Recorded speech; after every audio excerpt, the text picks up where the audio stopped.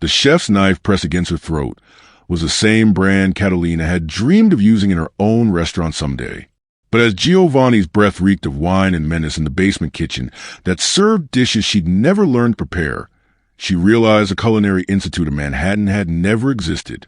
The acceptance letter, the student visa, the promise of learning from renowned chefs, all elaborate props and performance designed to deliver young women into a world where cooking skills mattered far less than other forms of service. 3 months earlier, everything had seemed like destiny finally smiling on her ambitions. Catalina Reyes had been working 18-hour days in a Guatemala City restaurant, earning barely enough to support her widowed mother while dreaming of the culinary empire she'd build in America. Her talent was undeniable. She could recreate any dish after tasting it once, innovate with limited ingredients, transform simple meals into memorable experiences. But talent meant nothing without opportunity, and Guatemala offered precious little of that. The email had arrived on a Tuesday morning that started like any other. The sender claimed to represent the Culinary Institute of Manhattan, a prestigious school she'd never heard of but whose website looked impressive enough to inspire immediate excitement. They'd somehow learned of her skills through a recommendation from a previous guest, they explained, and were offering her a full scholarship to study under some of New York's most celebrated chefs. The application process had been surprisingly smooth. References were checked, though Catalina never learned who had provided them. Financial documentation was reviewed and approved.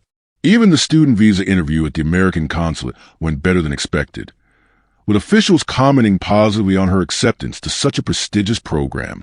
Everything proceeded with the efficiency of an organization that had perfected their recruitment process through repetition. The scholarship covered everything: tuition, housing, meals, even a monthly stipend for personal expenses. The generosity seemed almost too good to be true, but the documentation looked official. The school's website showcased impressive facilities, and fellow students from various countries shared enthusiastic testimonials about their experiences. Catalina's mother wept with joy at the opportunity, selling her few pieces of jewelry to fund travel expenses her daughter's scholarship didn't cover. The flight to New York was Catalina's first time leaving Guatemala. Every moment from takeoff to landing a step toward the future she'd worked so hard to imagine. The customs agent who processed her entry stamp seemed impressed by her student visa and school acceptance, making small talk about her culinary ambitions with the casual kindness of someone who'd seen countless young dreamers pass through his checkpoint. America felt exactly as welcoming as she'd hoped. The school's driver who met her at JFK Airport was professionally dressed and drove a luxury sedan that suggested the Institute's reputation for excellence was well-funded. During the drive through Queens and Manhattan, he pointed out restaurants where graduates had found employment, hotels where alumni served as executive chefs, landmarks that would become familiar during her studies.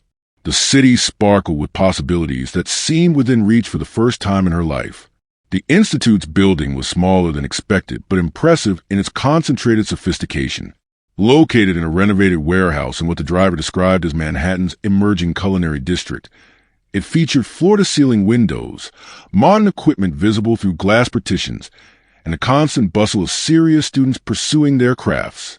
Catalina felt intimidated and exhilarated simultaneously, like an amateur subtly invited to play in professional leagues. Her dormitory room was shared with 2 other international students, Maria from Colombia and Anna from the Philippines. Both had arrived within the past month and spoke enthusiastically about their classes, though their descriptions seemed oddly vague. They mentioned late-night study sessions, intensive practical training, and the demanding nature of working with celebrity chefs who expected perfection from day one. Their exhaustion seemed genuine, though something in their eyes suggested weariness that went beyond academic pressure. The first warning sign came during orientation, when Dean Morrison explained the Institute's unique approach to culinary education. Rather than traditional classroom instruction, students would immediately begin working in the school's affiliated restaurants, learning through immersion in real kitchen environments. The approach made sense theoretically, but the complete absence of conventional coursework seemed unusual for such a prestigious program. Giovanni introduced himself as executive chef and primary instructor, a man whose credentials included training in Milan and employment at several New York establishments whose names Catalina recognized from food magazines. His manner was charming but intense, explaining that the Institute's success rate came from identifying natural talent and developing it through intensive, personalized instruction. He seemed particularly interested in Catalina's background, asking detailed questions about her family situation and support system back home. The restaurant, where Catalina would begin her training, was located in the building's basement, accessible only through a private elevator that required a key card for operation. Chef Giovanni explained that privacy was essential for the kind of innovative work they did, serving an exclusive clientele who valued discretion above everything else. The kitchen was well-equipped but felt isolated, with no windows and soundproofing that made voices from the upper floors inaudible. Her first assignment was preparing appetizers for what Giovanni described as a private dinner party, though the guests never materialized in the kitchen area where she worked. Instead, servers would arrive periodically to collect plates, returning with compliments from diners she never saw. The arrangement seemed unusual, but Catalina was focused on perfecting her technique and impressing her instructors with her dedication and skill. The other students working in the basement kitchen seemed nervous and withdrawn, unlike the enthusiastic classmates she'd met during orientation.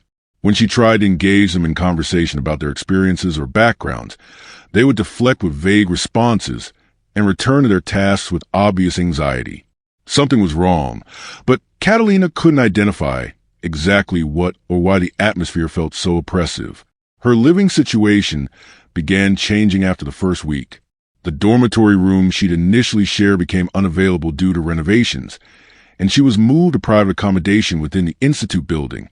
The new room was smaller but more luxurious, with amenities that suggested this housing was reserved for advanced students or those receiving special attention. The isolation felt like recognition of her potential, though she missed the companionship of roommates. The work schedule intensified as her training progressed. Shifts in the basement kitchen often extended past midnight, with Giovanni explaining that their exclusive clientele preferred late dining experiences. Catalina rarely saw other students outside of work hours, and her attempts to contact her mother became increasingly difficult as exhaustion took its toll. The demanding pace was what she'd expected from serious culinary training, though the lack of actual instruction made progress hard to measure. Giovanni's behavior toward her began shifting from professional interest to something more personal and threatening. He would stand unnecessarily close while observing her work, make comments about her appearance that seemed inappropriate for an educational environment, and touch her shoulders or hands under the guise of correcting her technique. When she tried to maintain professional boundaries, he would remind her of her scholarship status and the ease with which it could be revoked if her attitude didn't improve. The turning point came when Giovanni announced she would be serving a very important client, someone whose satisfaction could determine her future at the Institute. The assignment involved preparing and personally delivering a meal to a private dining room she'd never seen before. She was given a specific uniform to wear, a dress that seemed more appropriate for serving drinks and food, and instructed to follow particular protocols for interacting with the guest. The private dining room was unlike any restaurant space she'd ever seen. Dimly lit with expensive furniture and decor that suggested wealth and secrecy, it felt more like a luxury hotel suite than a place for culinary education. The client was an older man who watched her every movement with an intensity that made her skin crawl, making comments about her appearance rather than the food she'd prepared. When he suggested she join him for dinner, her refusal was met with cold anger. Giovanni's reaction to her failure with the important client was swift and terrifying. He explained that the Culinary Institute of Manhattan was not actually an educational institution, but a sophisticated operation that provided entertainment services to a very exclusive clientele. The cooking skills were secondary to other forms of service that students were expected to provide, and her scholarship came with obligations she was just beginning to understand. The revelation that she'd been trafficked under the guise of educational opportunity was devastating, but not entirely surprising given the strange circumstances she'd been trying to rationalize. The prestigious culinary school was a front for what amounted to an upscale brothel, using the promise of American education to recruit young women who would be isolated, controlled, and gradually coerced into sexual servitude disguised as hospitality work. Her attempts to leave were met with systematic intimidation that revealed how thoroughly she'd been trapped. Her visa status was dependent on enrollment in a school that didn't exist. Her passport had been collected for safekeeping and was now held as leverage.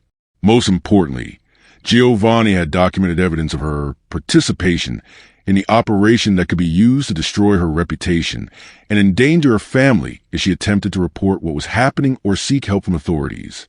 The other students she met were all victims of similar deceptions, recruited through fake educational opportunities, modeling contracts or employment offers that had delivered them into the same trap. Maria from Colombia had thought she was joining a dance academy. Anna from the Philippines had been promised work as a hotel administrator. All had been gradually introduced to the reality of their situation through a combination of manipulation, isolation, and escalating coercion. The basement kitchen, where she thought she was learning advanced culinary techniques, was actually a staging area for the operation's real business. Food preparation was minimal. Most meals were catered from legitimate restaurants. The cooking she'd been doing was largely theatrical, creating the illusion of a functioning culinary program, while the real training focused on teaching young women to comply with increasingly degrading demands from clients who paid premium prices for the fantasy of availability and innocence.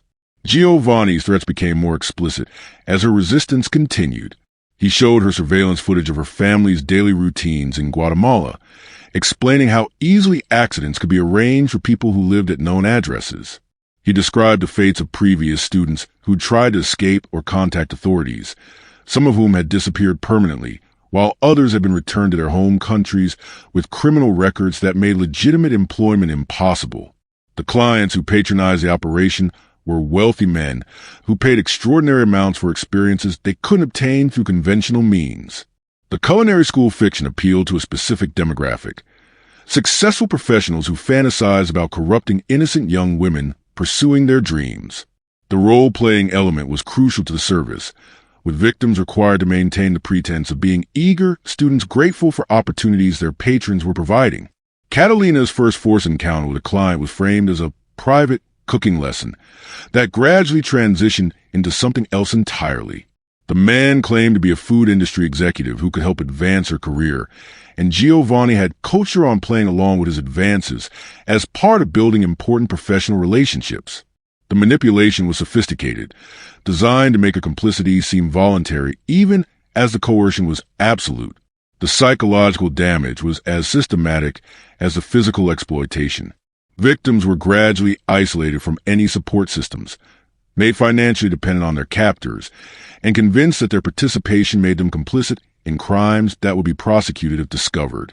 The fake educational environment added layers of shame and self-blame as women questioned their own judgment in trusting what it seemed like legitimate opportunities. Escape seemed impossible given the combination of legal vulnerability, financial dependence, and credible threats against family members. The operation had been designed by people who understood exactly how to trap idealistic young women, using their ambitions and dreams as weapons against them. Every aspect of the Culinary Institute of Manhattan was calculated to maintain control while providing plausible deniability if authorities ever investigated. The other victims had developed various coping mechanisms, from complete psychological withdrawal to desperate attempts at finding favor with Giovanni that might improve their circumstances. Some had been there for months or years, their original dreams gradually extinguished by the reality of their situation.